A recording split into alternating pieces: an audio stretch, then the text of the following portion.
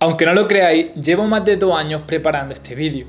Y es que mirad, he conseguido la máscara de Tutankamón, una réplica exacta al original para que podáis aprender todo sobre ella del mismo modo que si viajarais hasta el Gran Museo Egipcio. Así que en este vídeo os voy a enseñar un montón de curiosidades que la gente no suele conocer de esta famosísima máscara, como por ejemplo que sus orejas están perforadas, es decir, que tienen agujeros para llevar pendientes, tal y como lo muestro por aquí.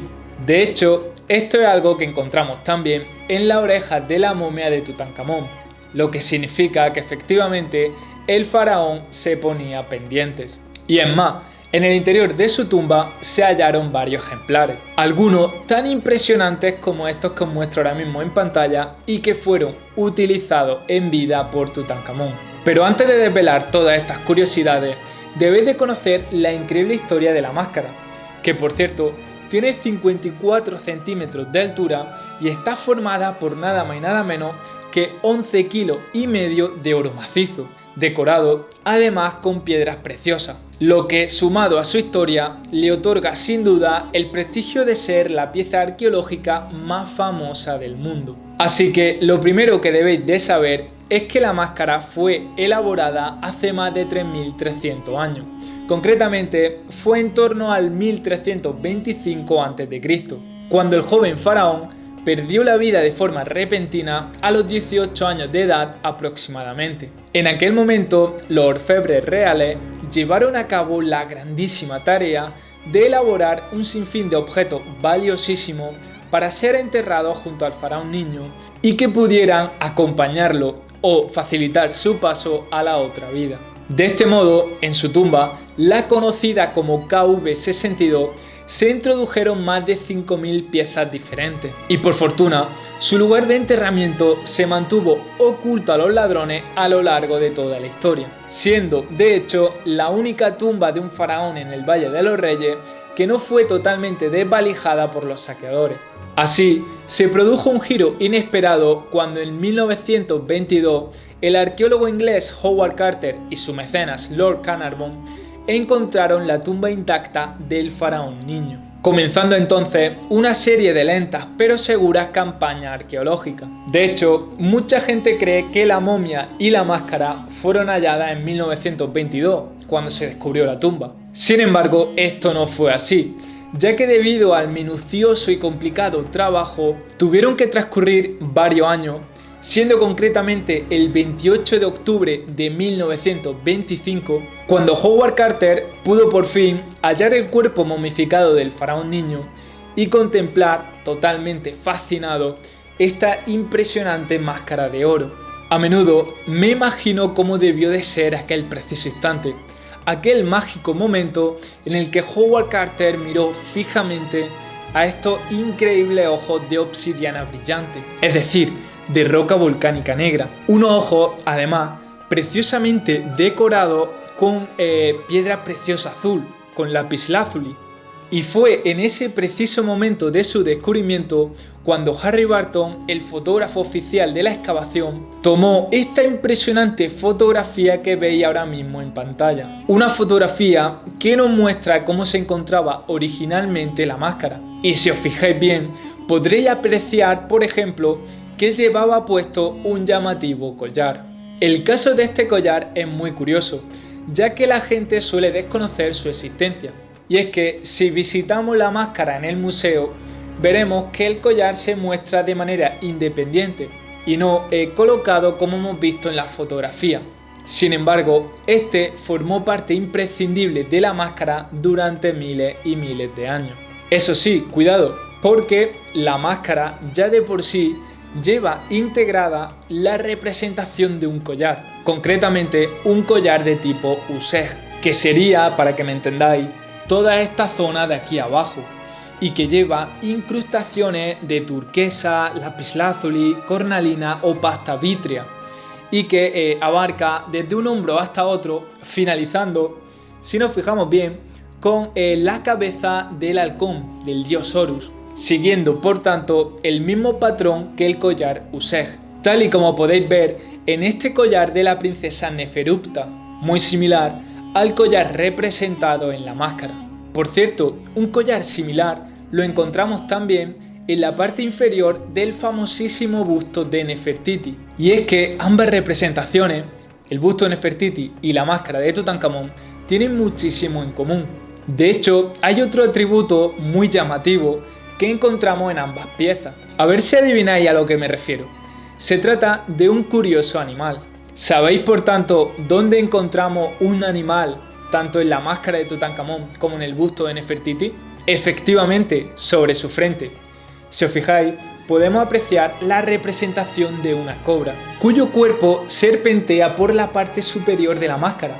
Este dato es algo que casi nadie conoce porque es muy difícil observar la máscara desde arriba.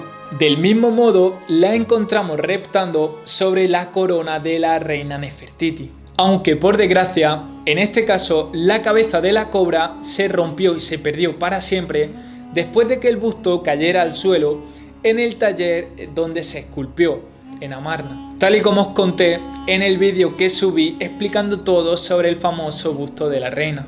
Pero a decir verdad, en el caso de la máscara encontramos la representación de dos animales, una cobra y un buitre.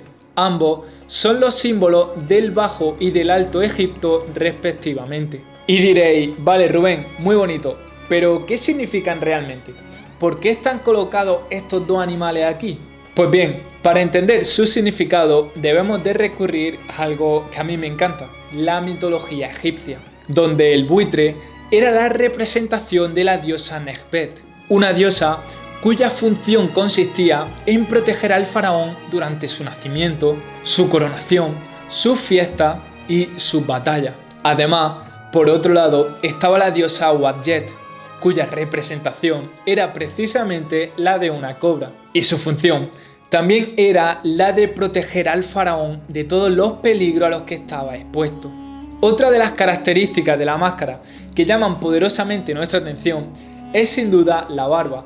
Esta gran barba tan llamativa que tiene es un atributo divino que encontramos en infinidad de representaciones a lo largo de la historia del antiguo Egipto.